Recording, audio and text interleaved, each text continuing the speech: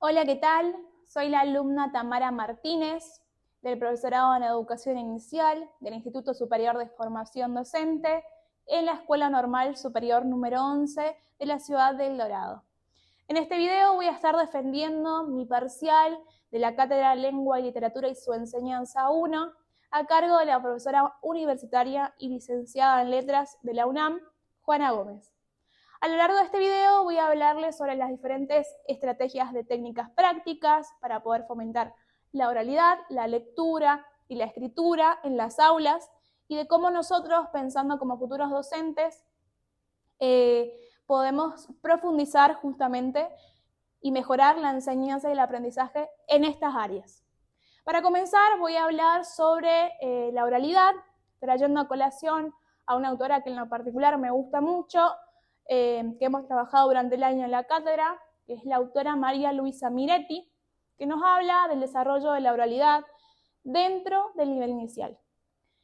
Cuando el niño ingresa al sistema educativo, ingresa con su universo lingüístico, lo va desarrollando, incorpora léxicos semánticos, morfosintácticos, como otros aspectos del lenguaje. Tenemos que recordar, aparte, de que el contexto social es un factor decisivo en esta área y es muy influyente en el desarrollo del lenguaje. Aquí podemos tomar como herramienta principal el juego, que es lo que se destaca en el nivel inicial, que siguiendo con la psicología evolutiva se divide en dos etapas: la etapa egocéntrica y la etapa socializadora. En esta segunda etapa, el inicio comunicativo del niño dentro del jardín, hablando, ¿no? Donde él interactúa, aprende, todo a través del juego, de una forma placentera, espontánea y voluntaria. El niño va a lograr desarrollar su expresión verbal, va a lograr distinguir palabras, diferenciar sonidos y ciertas articulaciones del mensaje para que esto se pueda dar a entender. Para que el niño pueda lograr todo esto, es súper importante que el docente hable correctamente. El docente debe crear un ámbito, un ambiente confiable, debe saber organizar las actividades. Así también es de suma importancia que un docente otorgue consignas claras. Bien, para que el niño así pueda interpretarlas fácilmente. A través de esto, el docente lo que va a despertar va a ser la expresión verbal, como así también el deseo de conversar, el deseo de narrar cuentos, etc. Por ejemplo, a través de herramientas como el juego de rima, ¿sí? Son objetos que favorecen los procesos de asimilación y acomodación, según la teoría de los esquemas de Jean Piaget, favoreciendo también siempre la expresión verbal, despertando el interés del niño por seguir aprendiendo, llevándolo hacia la lectura. Y cuando hablamos de lectura, es muy importante plantearnos desde el interrogante de ¿qué es leer? ¿Sí? En este interrogante voy a tomar como referencia a la autora Marta Marín, quien nos explica en el capítulo 8, para ser exactos, que en la antigüedad leer era solamente recorrer con la vista un escrito, era la interpretación de codificación de códigos, de los signos, y a eso ya se lo consideraba leer. Actualmente, leer es mucho más que eso. Es interpretar un texto, es un acto comunicativo. Leer es un hecho cognitivo si tomamos en cuenta el modelo teórico de Goodman. ¿Sí? Bueno, este modelo es justamente que nos dice que el sujeto y el objeto se modifican y que cada persona tiene una interpretación diferente a la hora de leer un texto. Dentro de este modelo teórico tenemos varios elementos, los llamaría, como la expresión. ¿Sí? Elementos como comprensión, lector, intención de la lectura, pero arrancando de la comprensión es donde el lector contribuye al significado que le otorga a un texto. También tenemos la interacción entre el lector y el texto, y otro elemento, como lo mencioné anteriormente, es el lector en este modelo teórico. El lector que se le observa como un sujeto activo, dependiendo de la intención que tengamos a la hora de leer. Por ejemplo, si vamos a estudiar, vamos a tomar notas, vamos a subrayar, vamos a marcar lo más importante. En cambio, si vamos a relajarnos, es una lectura un poco más pausada, más tranquila, y todas estas cosas que estoy mencionando son estrategias del lector. El lector toma como sujeto activo a la hora de leer, dependiendo de su interés o de su intención. Por ejemplo, ya sea teniendo procesos mentales de predicción, inferencia, verificación de hipótesis o corrección. Si tomamos en cuenta las hipótesis actuales de educación, tenemos al enfoque integral y al enfoque constructivista, que nos sugiere que la lectura y la lectura se desarrollan de forma simultánea. Y siempre tenemos que tener en cuenta, muy en claro, que el alumno es único, por ende la secuencia siempre puede variar. El docente, en esta parte, debe adoptar su enfoque para satisfacer dichas necesidades de los niños. Volviendo a la escritura, debemos plantearnos el interrogante de ¿qué enseñamos cuando enseñamos? En un principio, alfabetizar era enseñar las primeras letras, es decir, la suma de las letras, de las palabras, ahí ya se realizaba un texto, y con eso bastaba. En aquel entonces. La autora, Ana María Kaufman, nos habla sobre que hoy en día se enseñan contenidos gramaticales, se enseñan características de los textos, enseñamos cohesión y coherencia, ortografía y gramática, enseñamos un poquito más allá, se tiene en cuenta el significado de los textos, las características de cada uno. Podríamos decir que hoy en día lo que enseñamos es mucho más amplio, relacionando a lo dicho desde el inicio del video. Al hablar de oralidad, en este caso la autora también considera el contexto social un aspecto importante y nos dice que se construye el significado de un texto en base al contexto social. También que el lector es un sujeto activo, como ya lo habíamos visto en el modelo teórico de Goodman. Si bien pueden notar que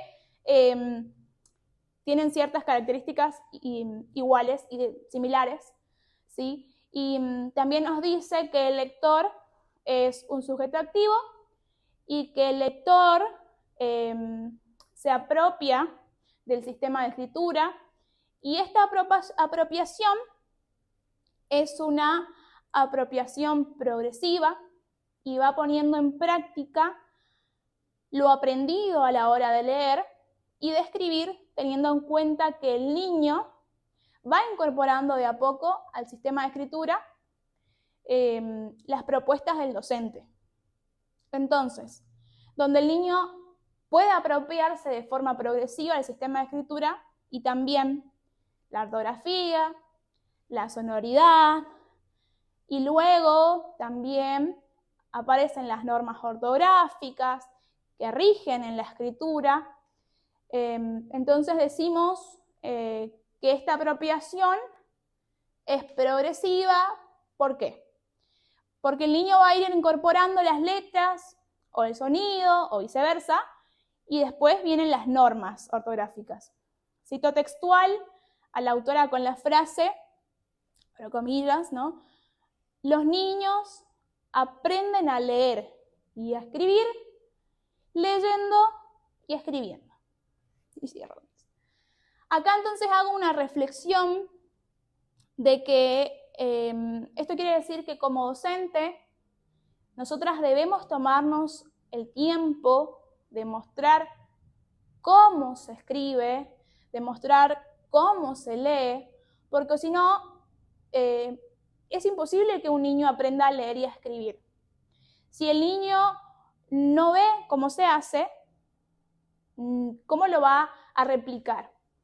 Es muy importante que el docente para esto proponga situaciones donde suceda situaciones de reflexión y de sistematización de la lengua, para poder así lograr que el niño se interese realmente por lo que estamos enseñando y por la importancia que tiene que ellos adquieran este conocimiento, que incorporen el léxico en la cohesión y la coherencia para que dentro de su desarrollo puedan hablar correctamente, puedan interpretar y quizás más adelante elaborar un texto, pero si nos enfocamos a lo que es la educación inicial, donde la mayoría de los niños aún no saben leer por sí solos un cuento, por ejemplo, o un libro, decimos que el niño lee a través del maestro, a través de la docente.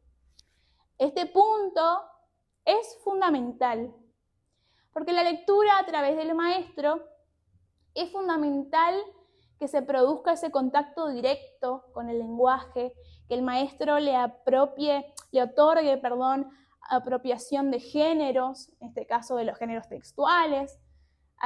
Aquí como docentes debemos tener un buen manejo del vocabulario y de la comprensión, de la escritura. Debemos tener cuenta de qué tipo de cuento, de texto en realidad estoy leyendo, si es un cuento, por ejemplo, y hay dos personajes como Caperucita Roja y el Lobo. Hay que realizar un cambio de voz para mostrar en forma oral lo que se está contando, lo que está escrito.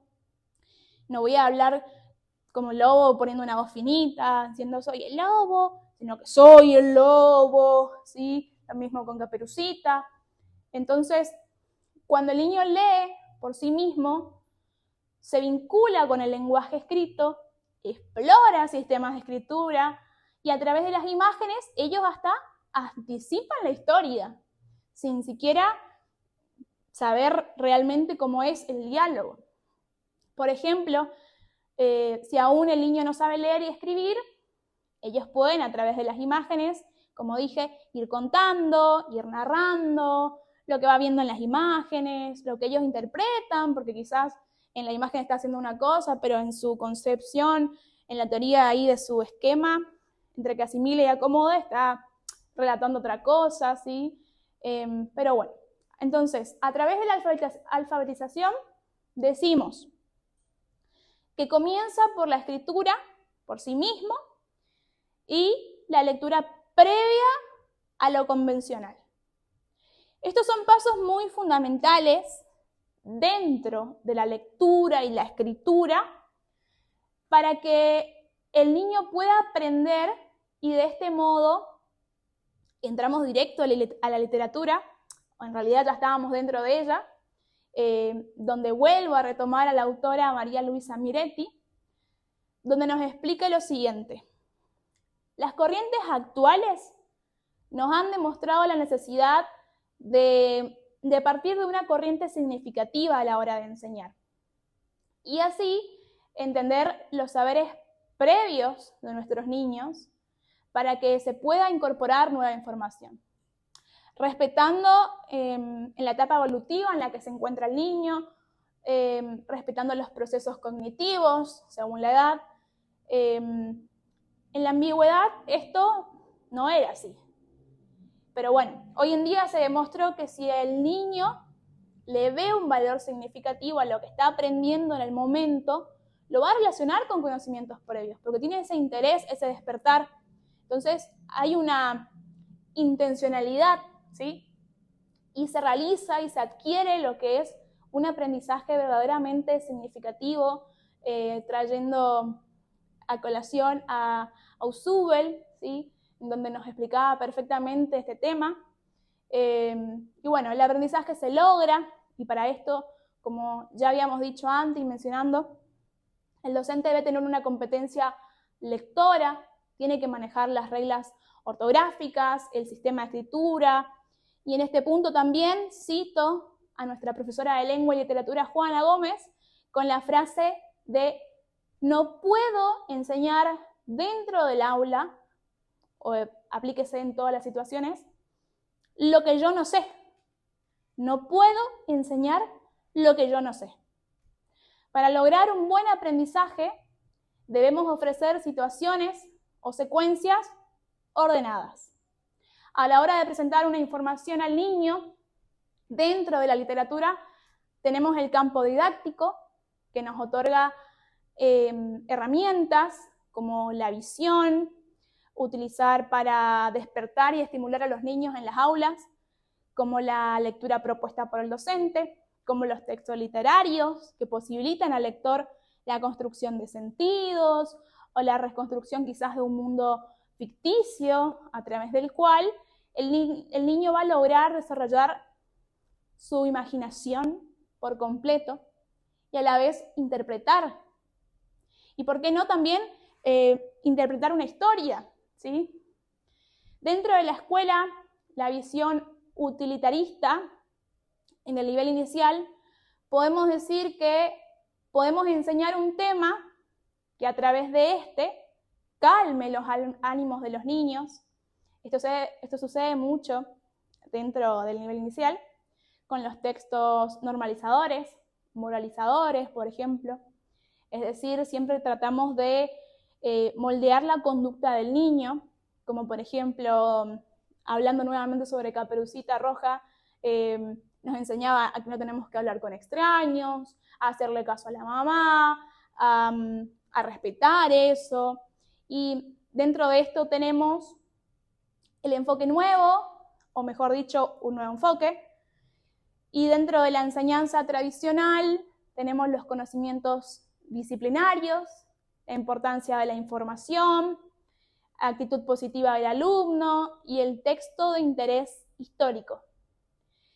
Sin embargo, en el nuevo enfoque tenemos la relación con la lengua y la literatura, que es más flexible, se induce el hábito de la lectura y la lingüística en los niños de una forma en donde a ellos les llame la atención, como habíamos mencionado, les interese, les genere curiosidad. Se incluyen varios modelos entonces de la lengua. Por eso se dice que dentro del nuevo enfoque que estamos hablando, hay una visión global de la literatura. Hay una comprensión e interpretación de los textos. Y la literatura se presenta entonces como un medio de expresión. Dentro del nuevo enfoque de enseñanza, el docente va a asesorar qué tipos de texto trabajar, pero no es el único que decide, sino que decide también el alumno, ¿sí? Puede elegir según su interés con qué tipo de texto trabajar, entre otras cosas. Se tiene mucho más en cuenta los deseos del niño a diferencia de antes. Valga la redundancia. Así voy a dar por finalizado la defensa de mi segundo parcial de Lengua y Literatura y su enseñanza 1, Tamara Martínez, nuevamente. Gracias por su atención.